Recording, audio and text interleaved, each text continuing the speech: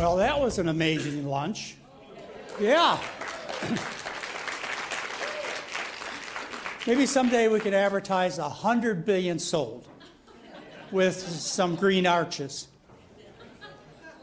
Yeah, what 100 billion sold. Blood vessel-less burgers. It was a good. It was a good lunch, to say the least. All right, as I mentioned, I not only am a person, I'm a medical doctor, I'm a grandfather. I teach about good nutrition. Oftentimes in my past, people have said, you know, McDougall, if you just stick to the diet part, we'd like you a lot better. Why do you have to go pick on heart surgery or get a law passed that informs women about breast cancer surgery and that mastectomies are mutilating? Why do you have to do that? Just mind your own business. Just eat your oatmeal. You know, why do you have to go to the state legislators of California and help get a law passed with some of my friends? A couple of them were here, Wayne Dysinger, Don Forster. Why do you, McDougall, have to go get a law passed that forces doctors to learn about what people eat? You know, just mind your own business. Well, ladies and gentlemen, this is my business. I am a doctor. You know, my oath just didn't extend to teaching how to eat well. It also extends to you personally, to protecting you. It's my duty to protect you from those who do wrong. And if I see it wrong, I have to tell it like it is.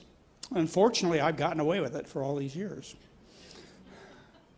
I want to talk to you about, I spoke to you about the heart surgery businesses, the cancer businesses. It's all in the newsletters. You can read about it, or you can watch it online, and it's all there, and all the evidence is there. What I thought would be most appropriate is to deal with the latest scams in the diabetes industry. The diabetes industry.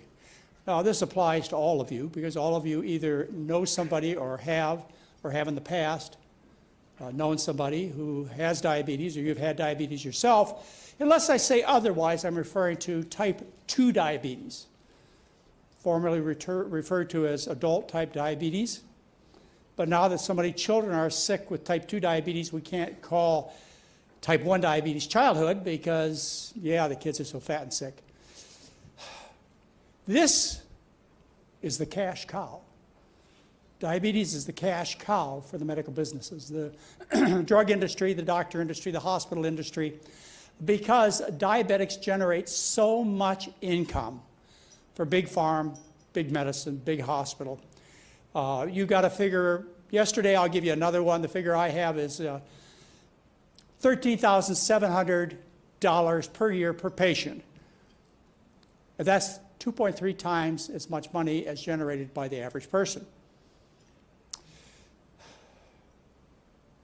There has been some questioning that has come up, which I'd like to clear up, and that is about type 1 and type 2 diabetes. Completely different diseases. They just share in common, well, they share a few things, but one thing they share in common is both have elevated blood sugars. The other thing in common is they both suffer from severe side effects, such as blindness and kidney disease and so on. But they're completely different diseases. And they must be thought of as different diseases, or you don't know how to care for yourself, and your doctor has no idea how to treat you. First of all, type 1 diabetes has been treated by a medical miracle that was discovered and implemented in the 1920s, called insulin. It is a life and death discovery. Prior to that, type 1 diabetics would be sent to a diabetic ward where they'd die, off to die. But insulin was discovered, and it's a long history which you can learn about if you go to my January 2017 newsletter. You can click the link, and it'll take you through a very exciting history about how insulin was discovered and then implemented in human beings. Well, type 1 diabetes is characterized by the complete lack of production, or almost complete, lack of production of insulin, this essential hormone, insulin, by the pancreas. Pancreas doesn't produce it. Insulin is the hormone that allows for the distribution of the key nutrients that we eat. Insulin opens up the cells so that sugar can get into the cells so that your regular cells can have energy, metabolism. Insulin opens up the fat cells and allows fat to be stored for the day when no food is available, which hasn't come. Insulin's involved in protein metabolism. That's what insulin does. Without it, you die. A type 1 diabetic does not produce sufficient insulin. They will die of something called ketoacidosis quickly. Type 1 diabetes. Now, type 2 diabetes is a completely different disease. The pancreas is efficiently and busily making insulin. It will make as much insulin as somebody without diabetes and often twice as much insulin as somebody without diabetes.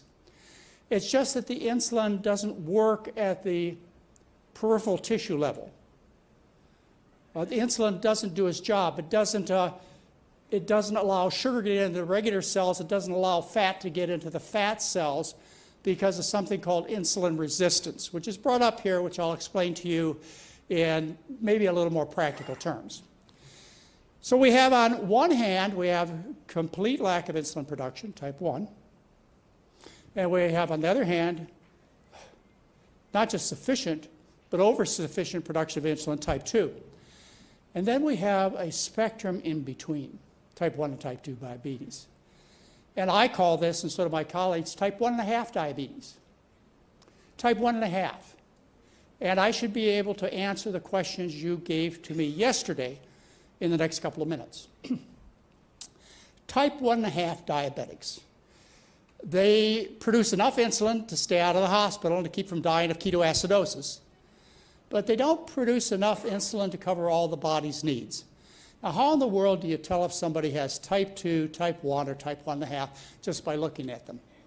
You can't, but you can guess, or I can guess. Dr. Lim can guess. My son, Dr. Craig McDougall, can guess. Dr. Mika McDougall and many other people who understand this concept, they can guess and they must guess. When people come to my 10-day live-in program, Dr. Lim or myself have to make a judgment day 1 in the evening, as soon as they arrive. We have to make judgments about their medication, and here's how it goes in terms of our thinking of the patient. And some of you have been there, so you know the conversation. I ask people who have diabetes to personally talk to us. So the person who is attending the program comes up and describes a list of medications they're on. I take a look at them, I take a look at their medications, and then I must guess. Are you a type 1 diabetic? Are you a type 2 diabetic? Are you a type 1.5 diabetic? Because I have to make decisions that evening. Otherwise, if you are taking insulin and the diet works as I say it will, you have a good chance of running hypoglycemia, in other words, too low of blood sugar, and being at breakfast the next morning, standing up and falling over into your oatmeal because your sugar is too low because you're still taking the insulin. I can't let that happen. It has happened. I mean, there have been times when I said, look, you should stop the insulin, and they didn't. And they were up at 3 in the morning with a blood sugar of 20 or 30, on occasion calling the ambulance. So a decision has to make. Now, how do I make this guess? Well, I look at you and I go, well, let's see. I got your list of medications. You told me your blood sugars are such and such, say, and I'll be talking in US units. If you want to divide into international units, you use the division factor of 18.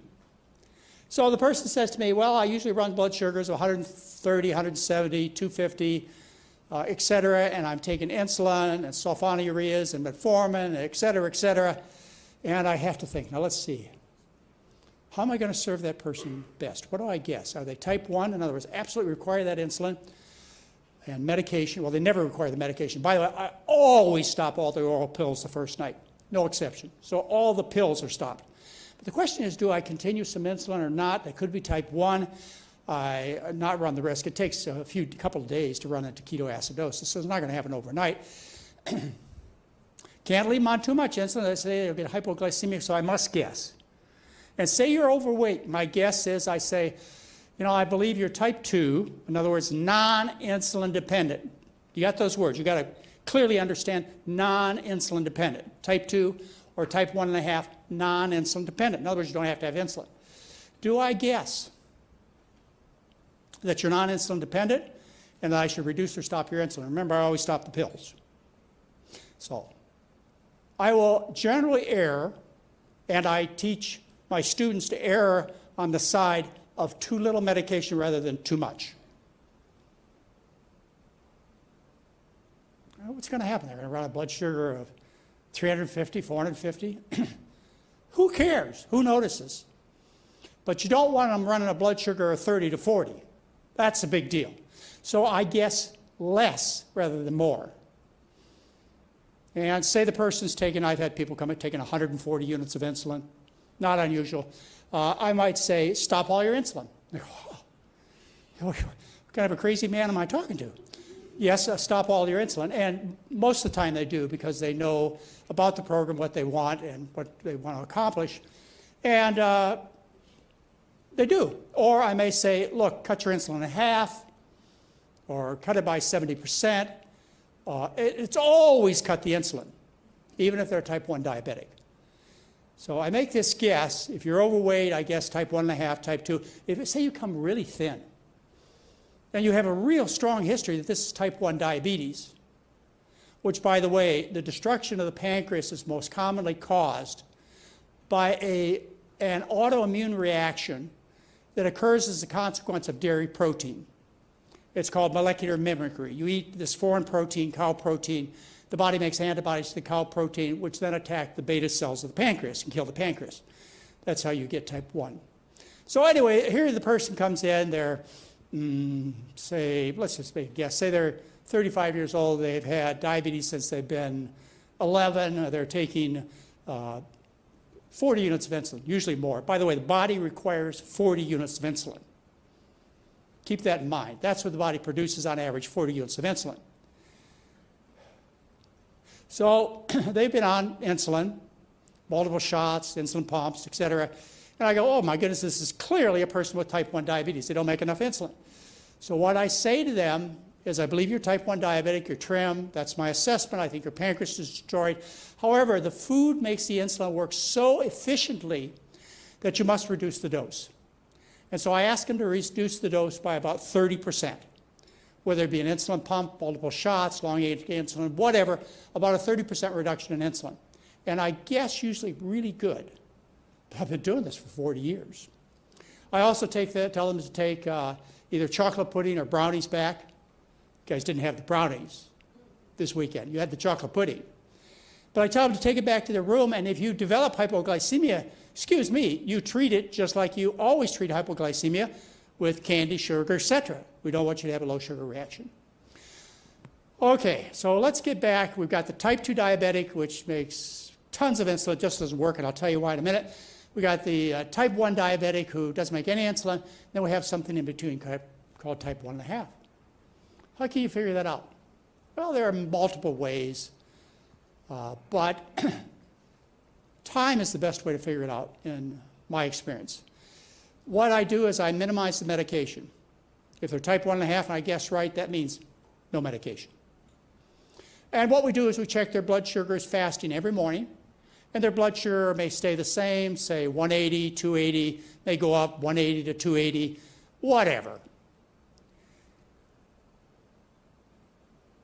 So they're still fat. They're still overweight. They ask me, well, will they ever become normal?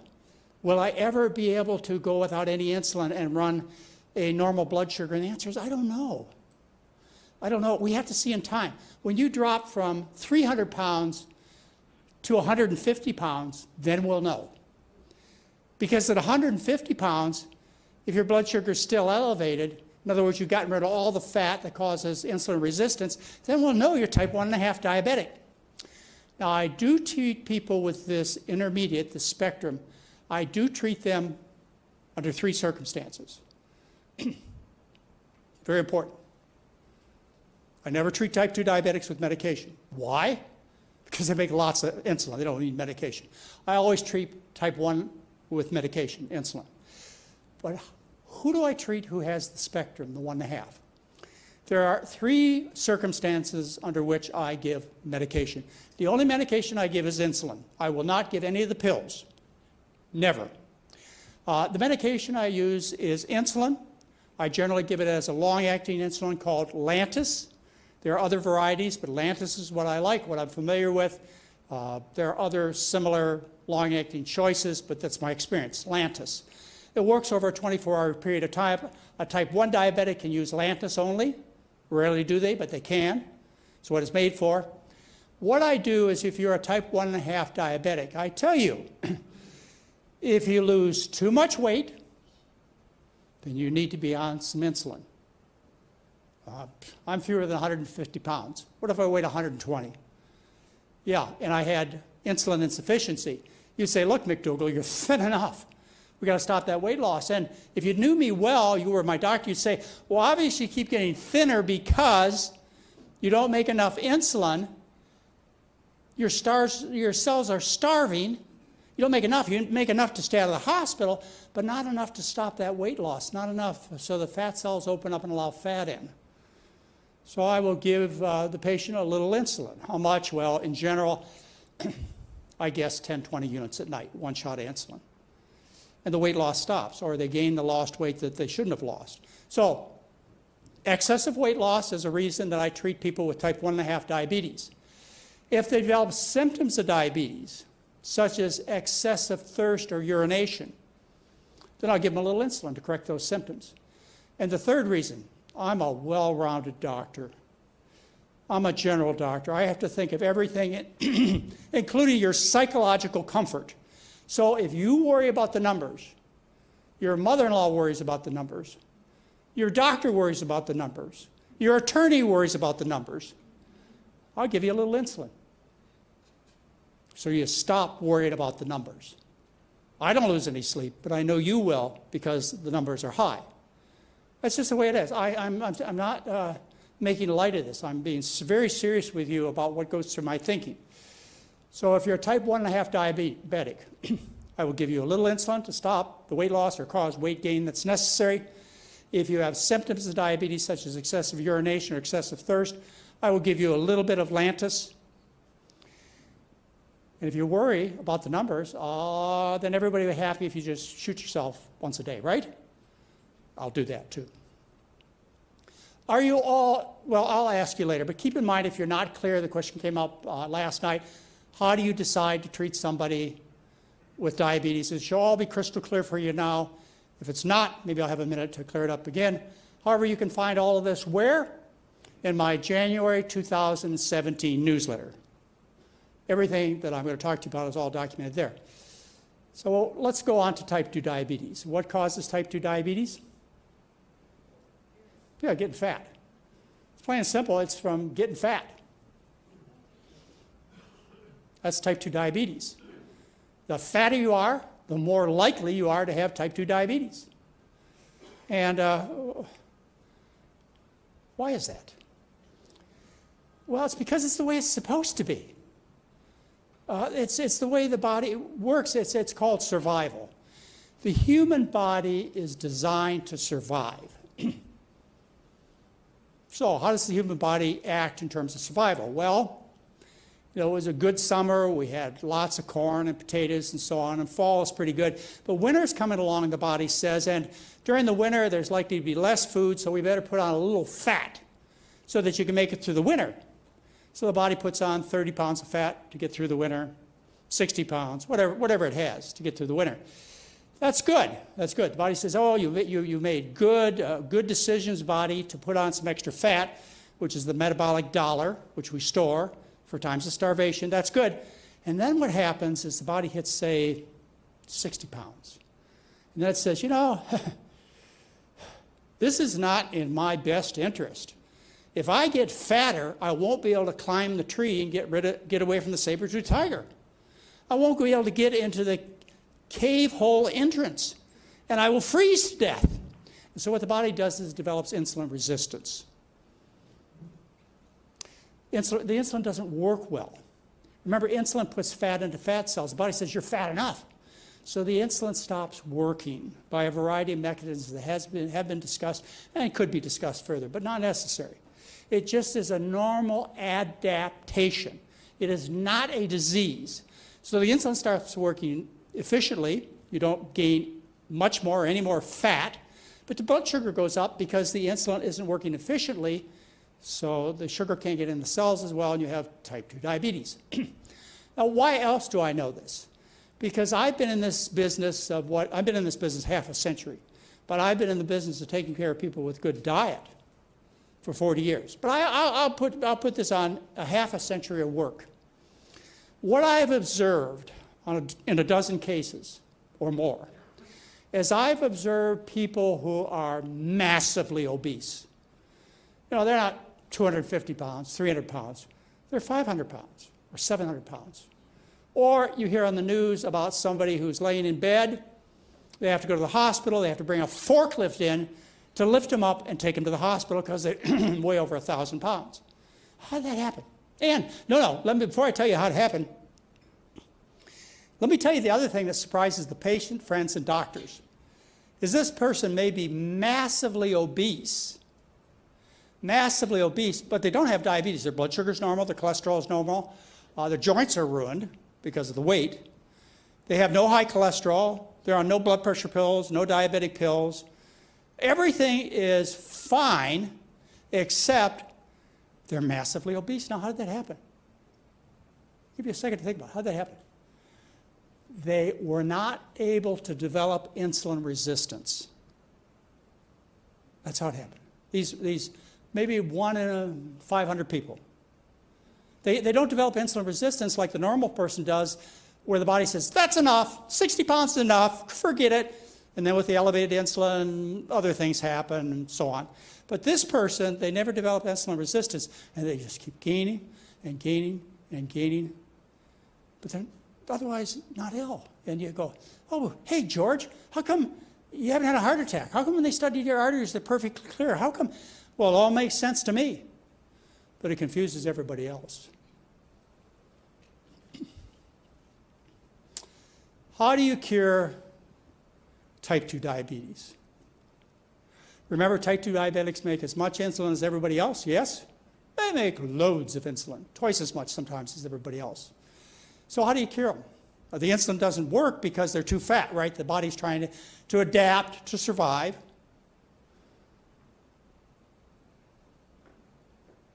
So the body develops insulin resistance. The insulin resistance is not required if you aren't too fat. So how do you cure type 2 diabetes? Well, one of the most popular methods these days reported to patients, doctors, in medical journals is to cause surgical malabsorption, to go in and rearrange the person's intestines, called bariatric surgery, to make the person lose weight. Look at the cure rates for a minute. This is the cure rate. It's 80% cure rate for just doing surgery and cause them to lose weight. Isn't that phenomenal? What a modern medical breakthrough. Just cause people to develop intestinal malabsorption. And I'm not joking. This is big business. So we've got a way for bariatric surgeons to buy mega houses and Teslas and just be as wealthy as can be because of this. But I'm a doctor. I have to think about my colleagues and other professionals. I don't want them to starve. So there are other means to cure type 2 diabetes. Dentists can cure type 2 diabetes. All they have to do is wire your teeth together. Yeah. Cancer chemotherapists can cure type 2 diabetes. They just need to make you sick enough with the drug so you lose weight. Neurosurgeons can cure type 2 diabetes. They can just do a prefrontal lobotomy and take away your appetite, and they've cured type 2 diabetes. Well, I don't want to leave out many of my colleagues. So the future I see for general surgeons is to cure type 2 diabetes. And the way you do it is you do bilateral lower extremity amputations so the patient can't get to the refrigerator. and you cure type 2 diabetes. It's virtually 100% curable if it's type 2. By definition, it's 100% curable. And you say, well, what about, well, it's called type 1.5 diabetes. But type 2 diabetes is 100% curable by definition. Treating diabetes. Let's talk about the standard medical treatment of diabetes. To get approved by the FDA for a medication to treat diabetes, beyond obviously killing the patient, you can't do that. Not right in front of the FDA. But all you have to do, and this was addressed in 2008, and is still being addressed and has never become an official requirement, it has just been a recommendation. All you have to do is show that your drug can lower blood sugar. You don't have to prove it doesn't kill your patients. Proposed in 2008 that that be a requirement, but it still isn't. It's just a recommendation. The recommendation is, in addition to lowering blood sugar, you ought to show that the patient lives longer and healthier. Just a recommendation. However, in 1987, I love this statement by Hockaday. He said, it's important to remember that diabetic control means a lot more than blood sugar control.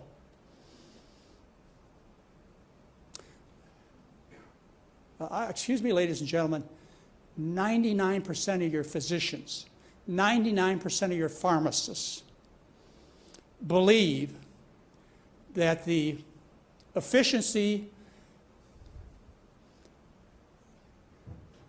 the standard for being a good medication is its ability to lower blood sugar, period. All right, we talked about a second-line medication yesterday called sulfonylureas. That's about 30% of the sales. This kind of medication became, well, it actually was developed a long time ago. It was used as an herbicide. But since I was a young doctor, I started in 1968. Prior to that, they'd been using sulfonylureas to treat type 2 diabetes. Since 1972, in the physician's desk reference, there has been a warning on every diabetic pill, including, up until recently, the drug companies are winning a little bit, including especially sulfonylureas, about sulfonylureas, warning on an increased risk of cardiovascular mortality. That means strokes and heart attacks. And in the UGDP study, they showed, comparing sulfonylureas to placebo, that the risk of dying of heart disease was increased by 2.5 times. That's a second-line drug.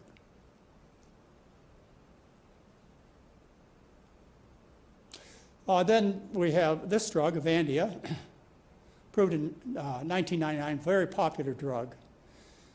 And it was just going gangbusters for stockholders and everybody, because it was not a sulfonylurea and didn't have that reputation like sulfonylureas have had since the 1960s. So this was new. What could it do? It could lower blood sugar. So it was approved and didn't obviously kill people after the first few doses. So it was approved.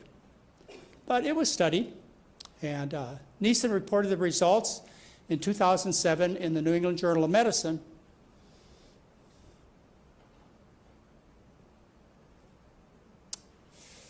Well, it lowered blood sugar based on hemoglobin A1cs, which we're going to talk about. But it increased heart attacks by 66%, 39% more strokes, 20% more deaths from cardiovascular-related problems, and 100,000 heart-related problems for seniors. Bad day for GlaxoSmithKline.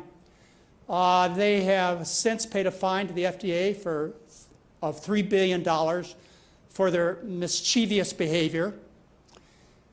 And currently, there are 50,000 lawsuits going on against the manufacturer of this drug.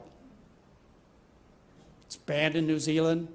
It was almost taken off the market in the US in 2007. In Europe, they warned in 2010 not to take this drug. But it doesn't matter, because when you design a drug, when you get it ready for market, in your profit and loss statement, you figure in the lawsuits and the fines. It's just business. Don't take it personal. It's not a conspiracy. So this is a very successful drug. But the patients that I see at the clinic who are type 2 diabetic, at least half are on this medication. Here's the warning that's carried in the current physician's desk reference. The current warning is, this is black box warning. These are heavy black print. The warning is congestive heart failure and heart attacks. Well, how does your doctor do this? How does your physician, he or she, or your dietitian, or your physician assistant, or whatever, how do they look at you and say, you need to be on these medications? And regardless of the fact that it's 100% curable with weight loss of any kind, type 2 diabetes. And most permanently and healthfully, it is cured with a starch-based diet. But I admit there's virtually no education in nursing school, dietetic school, medical school about diet. It's just not part of the agenda. What do medical schools, well, I help educate medical students, and so we get medical students from all over the world. And they're, of course, astonished by this. Most of them came knowing this. And they're not surprised when we discuss this because a medical school's job is to get the students ready to pass the boards. That's their primary goal, is to get their students to pass the boards. And their secondary goal is to train physicians in a trade. This is trade school. You learn how to do things.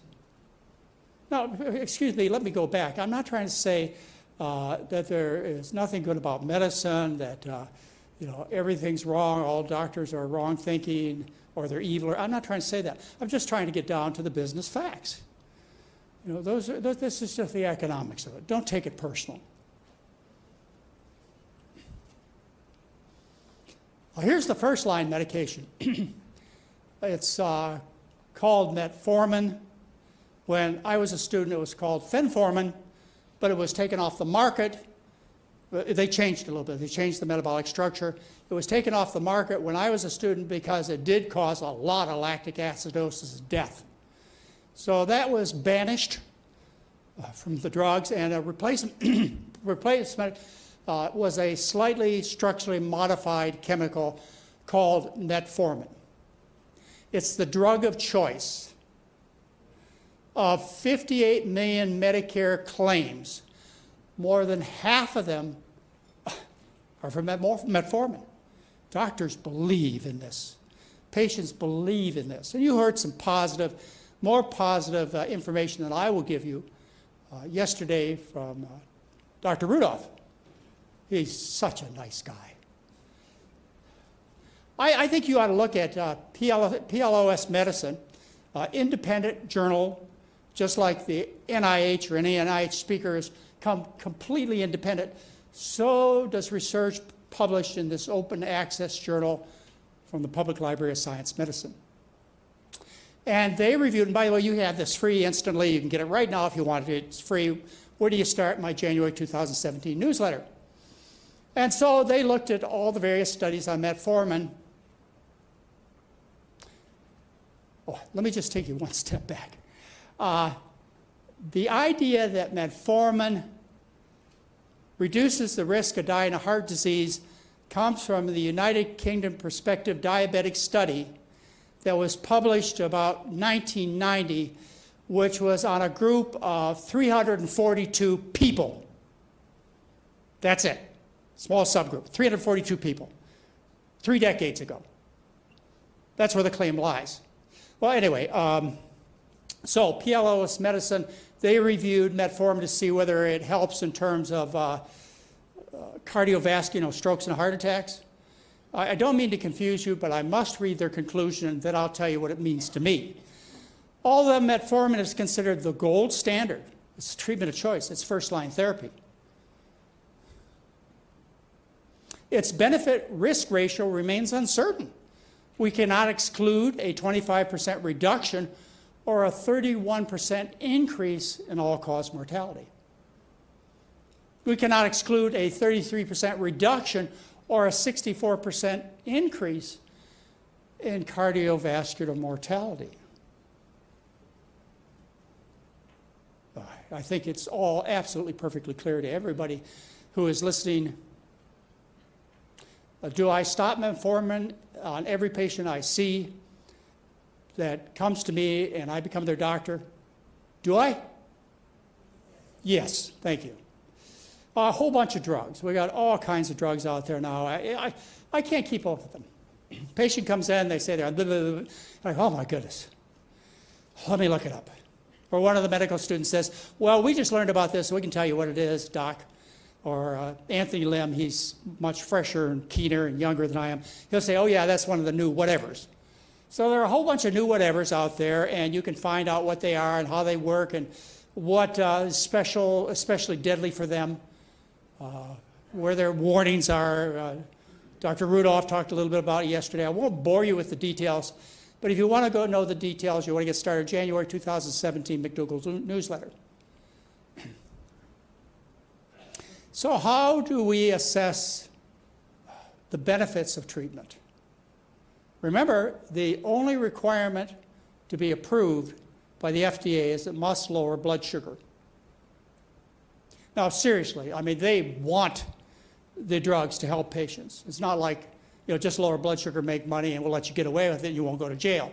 They really want the right thing to be done, but they do not require it. You just have to lower blood sugar.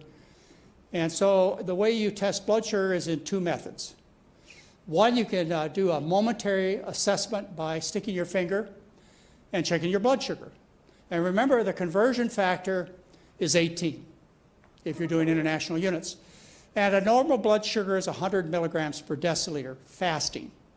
It goes up after you eat, it's supposed to. Well, that's a momentary instantaneous measurement. There's a new measurement that was discovered many years ago.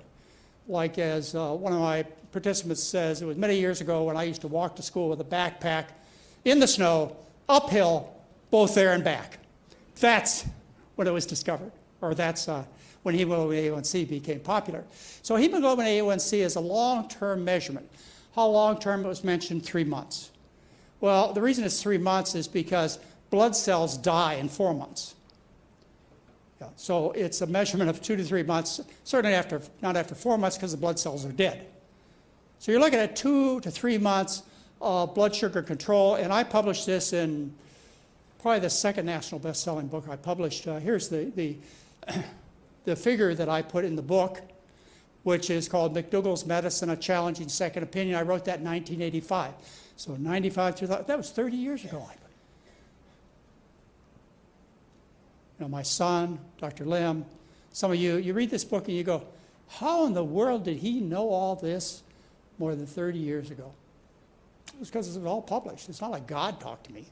It was all in the literature. It's all there. It's still there. It's there for everybody and anybody to read. So what we're looking at is we're looking at a hemoglobin molecule on your left with not too many sugars attached to it.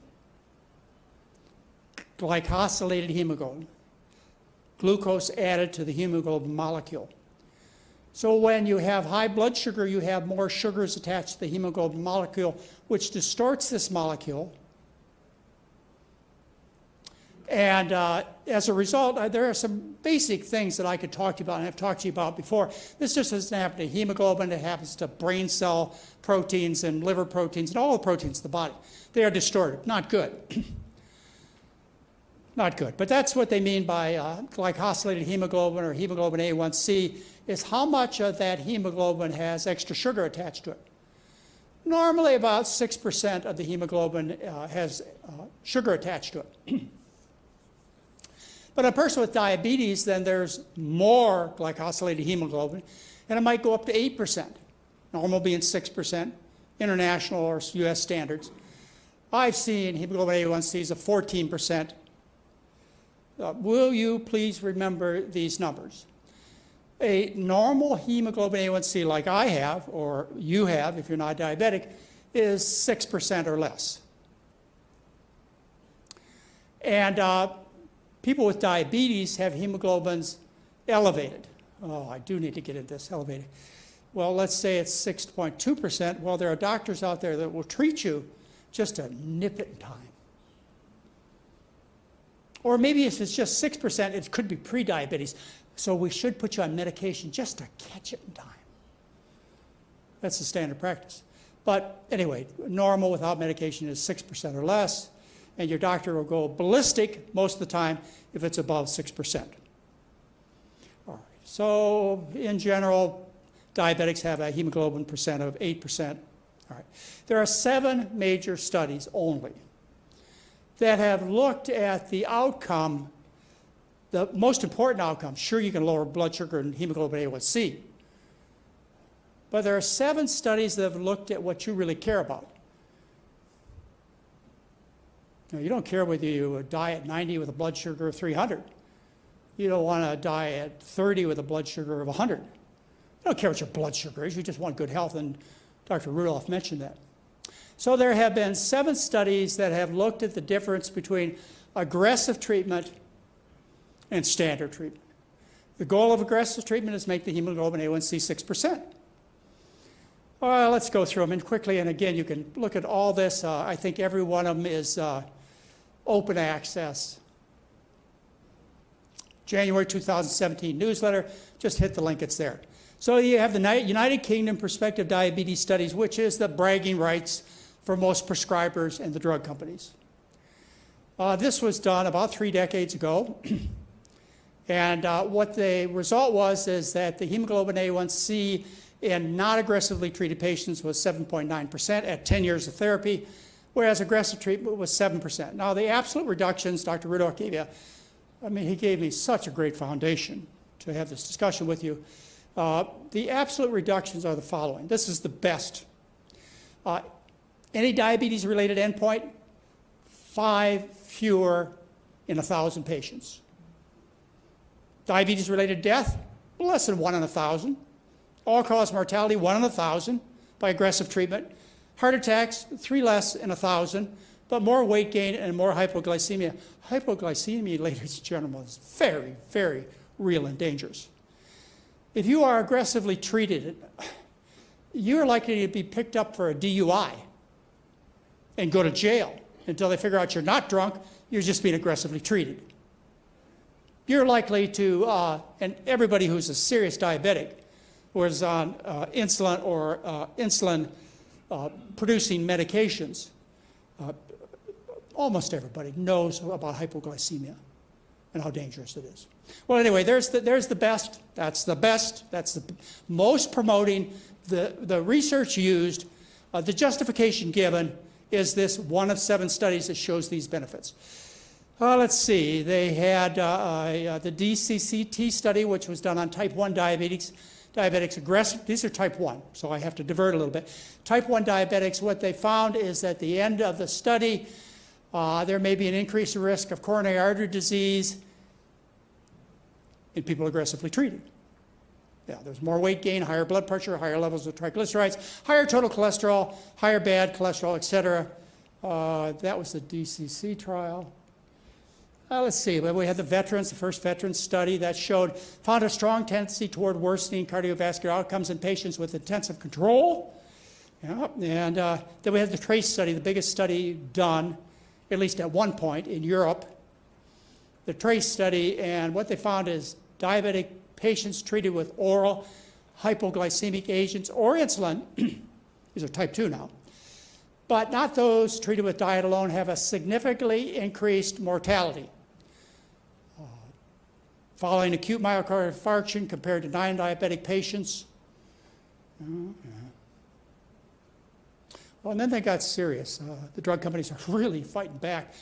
And they did the ACCORD study. We were on a trip, many of you, some of you were maybe with us, it was in February of some year in Costa Rica, and this study came out, or the newspaper headlines came out about the ACCORD study, and what they were was the National Heart, Lung, and Blood Institute stopped the ACCORD study 17 months early because it was, well, they didn't use the words killing people, or they may have, but that's why they stopped the study, because those aggressively treated were dying of heart disease, more than those not aggressively treated. That's a bad day for the drug companies.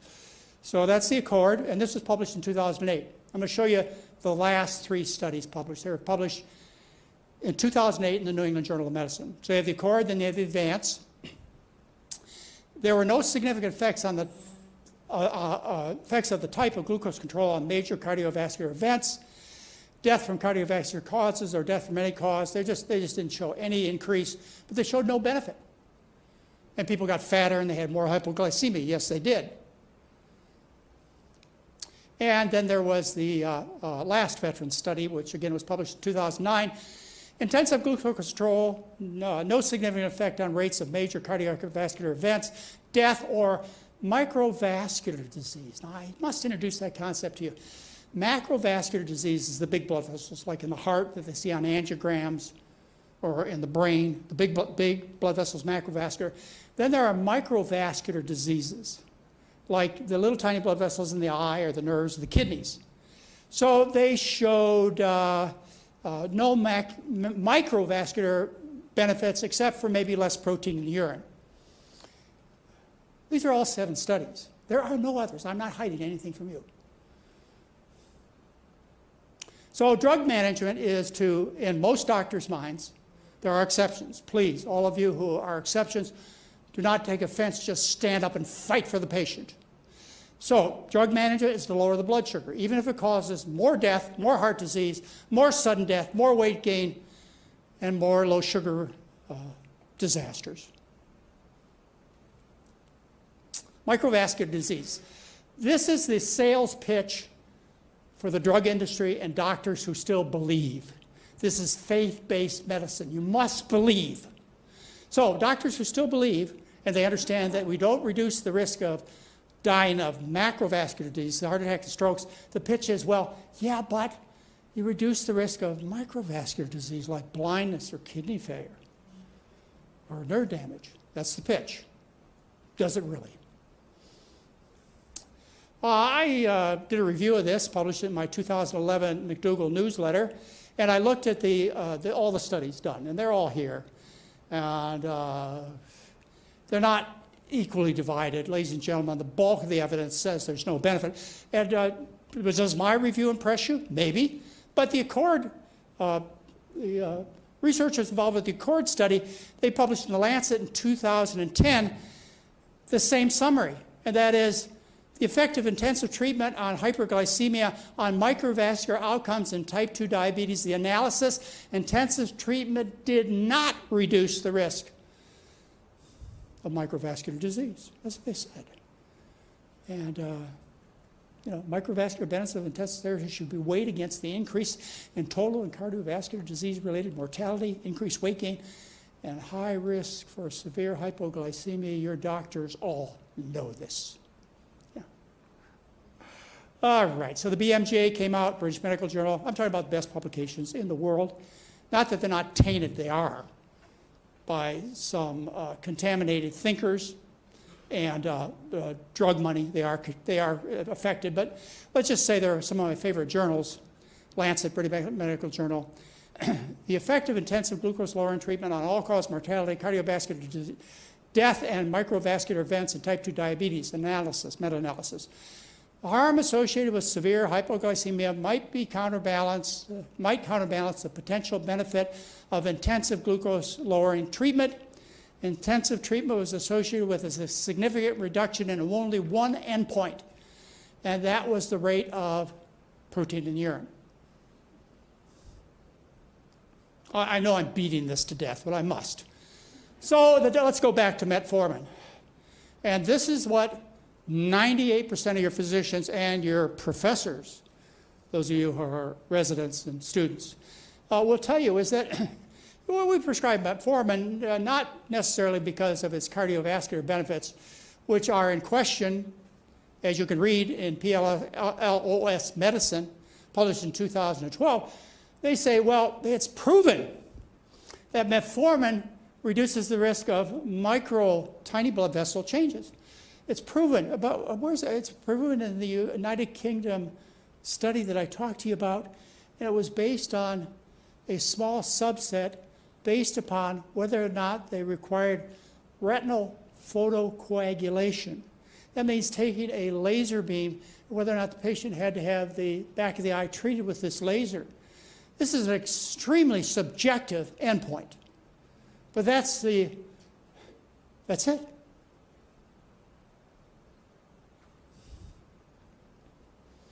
All right, this was covered yesterday, thank goodness. Dr. Rudolph did this. There are all kinds of new drugs. Since 2008, the drug company said, well, we're big boys and girls. We'll step up to the plate, and we won't just look at lowering blood sugar. We'll make sure the patients live longer as would be morally justified. That's what they think. I'm sure that's what they're thinking. But they didn't say. So they came out with all kinds of new drugs. And there have been 17 studies started.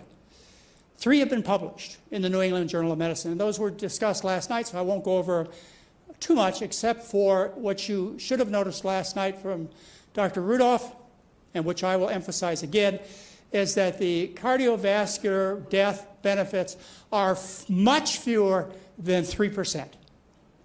Much fewer than 3%. Here's one of the results. This is 7,000 people. These studies are all paid for by the drug companies, by the way.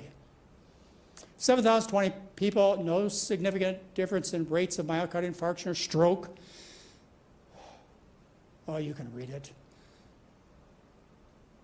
Increased risk of genital urinary infections, leg amputations, foot amputations. Fewer than 3%. 7,000 people, tens of millions of dollars. And your doctor and your pharmacist, usually they stand up with a big smile and they think, wow, I'm just doing you so much good. Victoza? Who's the lady, the food chef that recommends that? Dean. Paula Dean, thank you very much. She's been a drug spokesman for this, and boy, we know Paula knows how to eat. Then another study, this really hasn't hit the market except in combination with insulin. Again, fewer than, we're talking about 3,000 people, far fewer than 3% benefit. That's the best they can show with the most money they can gather. And, all right. Now, one other thing, and I do have enough time to cover this, that's about Star Wars medicine. Boy, do I have trouble with this. Not me, but I have trouble with my patients with this because they want an artificial pancreas. That's what they want. They want a pancreas transplant. We've been talking about that for 50 years. Don't hold your breath.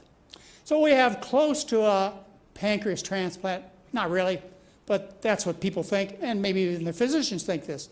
It's meters and pumps that they attach themselves to. So these meters that they attach to their skin, continuous blood glucose monitoring meters, they will check the blood sugar every 5 minutes. Boom, boom, boom. And so the patient is constantly aware of what their blood sugar is. And as a result, they can self-medicate. They can give an extra shot here, an extra shot there, right after lunch, right before dinner, etc. Or and that costs $1,000 to $1,400 just for the meter. And then you have the sensors, which you have to change every 3 to 7 days, which are $35 to $100 a piece, the sensors are. And when you wear this monitor, every day you must check your blood sugar independently 2 to 4 times a day with a finger stick to make sure your continuous monitor is working. And then you might invest in a pump so you don't have to shoot yourself with extra insulin all the time, and that's $5,000. There has never been shown any health benefits ever for this approach. So a study published, what was this, like a couple weeks ago in JAMA, Journal of the American Medical Association, 2017, probably January, I would guess. What they did is they looked at the standard in blood sugar control, which is hemoglobin A1c. Yeah, remember, that's what you need to be able to do to get in the marketplace. You need to be able to lower hemoglobin A1c. What they did is they compared finger sticks with the efficiency of these monitors. And what they found is they found a 0.4% benefit. All right. I must pause for a second and give you the real life situation on this because I deal with these patients all the time. Let's just make up a story. Let's make up a story about a man and his wife. They come in, they've had a great marriage. They've had 35 great years, and she's been diabetic for a while, maybe progressively, started out with sulfonylureas and then added other pills, and then the doctor says, well, you're just not controlling your sugar, so you must take insulin shots, and that's bad. But then she's told she must do continuous glucose monitoring with one of these meters and wear a pump. What happened to that family? They went from talking about the grandkids and where they're going on vacation to, what's your blood sugar now, honey? How much insulin are you going to give yourself now, honey? Excuse me, this could happen every 5 minutes. What happened to life? What happened to the quality of life in these people? It has been destroyed. So one of the first things I do, and I don't always get away with it, but a patient shows up on Friday evening, and what I say is throw away the pump. They think I'm a devil. Why would I ever do that? Because I want you to have your wife back. I want you to have your children back, your grandchildren back. I want you to have your life back. And this pump is destroying your life. Yes, it is. January 2017, McDougall newsletter. All right, so I've told you how you get type 2 diabetes. You get fat. So you go to the doctor, and the doctor says, George, Helen, you're too fat. Now, you just got your blood sugar results back, and your blood sugar is high, so you got diabetes. And so I want you to do this. I want you to lose weight, and your diabetes will go away. Type 2 diabetes will go away. Just lose weight. And here is instructions how to do it. This is a diet sheet that I got from Eli Drug Company. You go home, follow this, and lose weight, and your diabetes will go away. So George and Helen go home, or Helen. They're not together. George or Helen go home. They try and lose weight. But before they leave the office, the doctor prescribes insulin or medications, and most of them do, not all of them, which increase the insulin in the body, and insulin causes weight gain. Everybody knows that, and this is not up for discussion. The average weight gain in the studies I showed you, compare standard treatment to aggressive treatment. Standard treatment, the weight gain may be 9 pounds. The aggressive treatment is 18 to 20. So Helen and George go home, different patients, same day. Take the medication, the insulin or the sulfonylureas, and they try and lose weight. And they come back to the doctor's office. The doctor says, get up on the scale. I told you to lose weight. Look at that, you're fatter now. And I just checked your sugar and it's higher now. I must give you more medication now. And you get into this vicious cycle of taking medication that makes you fatter, which makes you more diabetic, which never ends until you stop the medication. That's why I stop your medication the first night if you're a non-insulin dependent diabetic. Clear enough. Okay. How long ago does this knowledge go back? Shirley Sweeney published studies on his healthy medical students. By the way, this is as true today as it was back in the 1920s when this was done. The truth does not change. So he took Shirley, Shirley is a boy, man. Shirley Sweeney took his medical students, he fed them various kinds of diets and then did the standard for diabetes, which is a glucose tolerance test. And what you see along the bottom line, which is the x-axis, is the time. And along the y-axis, which is the one that is rising, you see the blood sugar levels, and then you see the blood sugar levels plotted over the next couple hours. When he fed them sugar, and what I'm talking about is sugar and candy, pastry, white flour, baked potatoes, syrup, bananas, they all tested non-diabetic. And fed them protein, lean meat, white eggs, and so on, and their blood sugars rose into a pre-diabetic at least state. These are healthy, young, 20-year-old medical students. And then he fed them fat. And all of them became diabetic.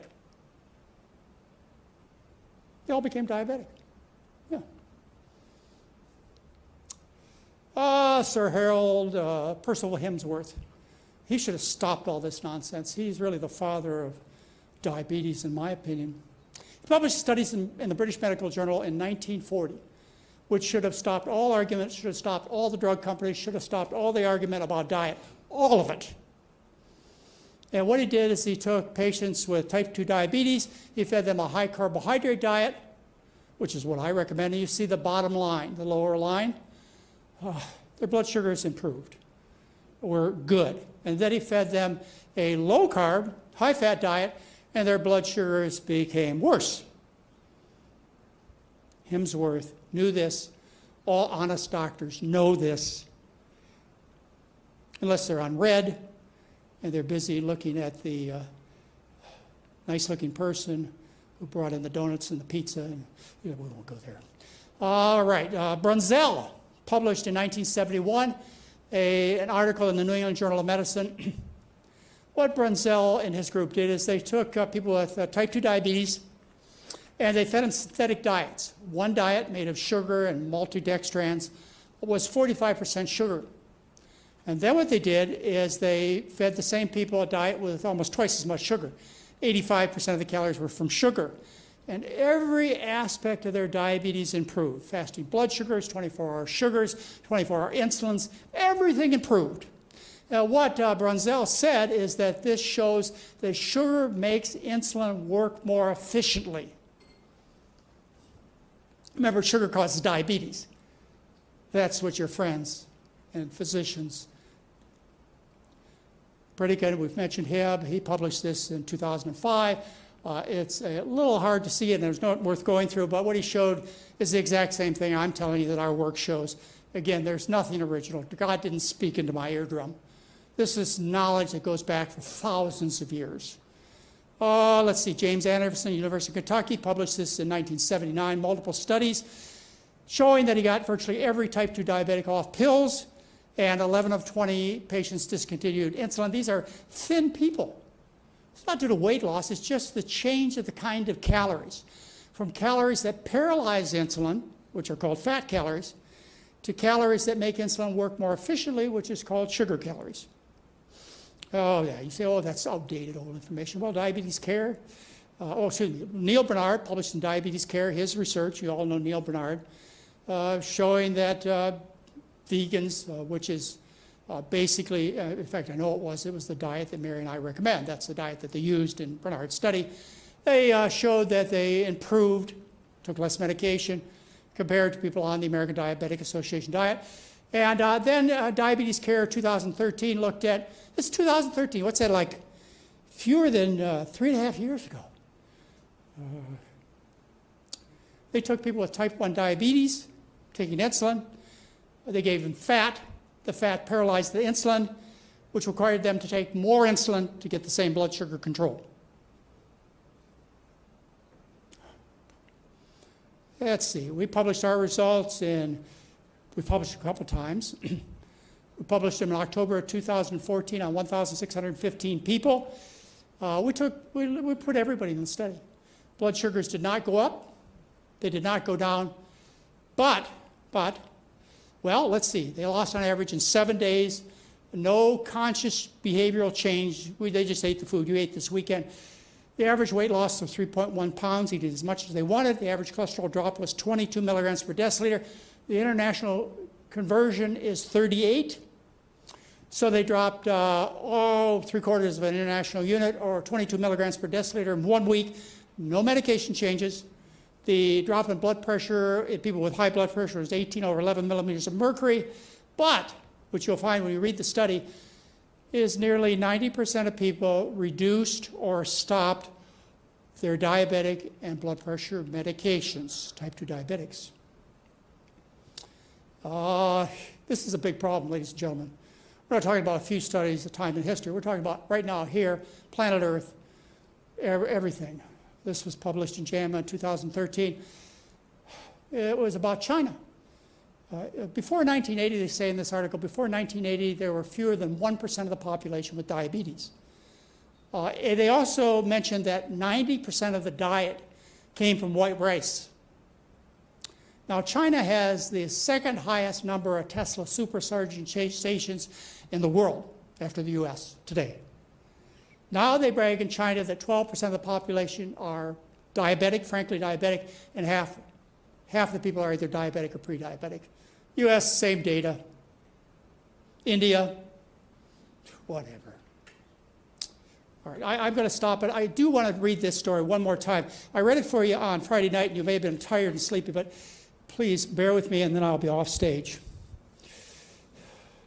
How do you tell the good guys from the bad guys? How can you tell? Remember my grandchildren, you saw them here last night. They're much older, 13, 10, and 8, but we only had 2 at that time. On vacation with my 2 grandsons, aged 3 and 6, we came across a crime scene with 2 police cars, 4 officers, and 1 bad guy. The boy's first question to me was, "What'd they do, Grandpa?" I told them I didn't know what the bad guy did. Next they asked, "How can you tell he's a bad guy, Grandpa?" I answered, "Because he's in handcuffs." They continued, "He doesn't look like a bad guy. His face looks nice. His clothes look clean." I explained to them that you can only tell who the bad guys are after they are caught. But before the discovery of their wrongdoings, they look just like good guys. And most of them even believe themselves to be good guys. Finally, my grandsons wanted to know if the bad guy was going to hurt them. But I assured the boys, the bad guy won't be able to hurt anyone if the authorities do their job. Are the authorities doing their job? You decide. Thank you very much. Okay. Well, we're going to take a break now.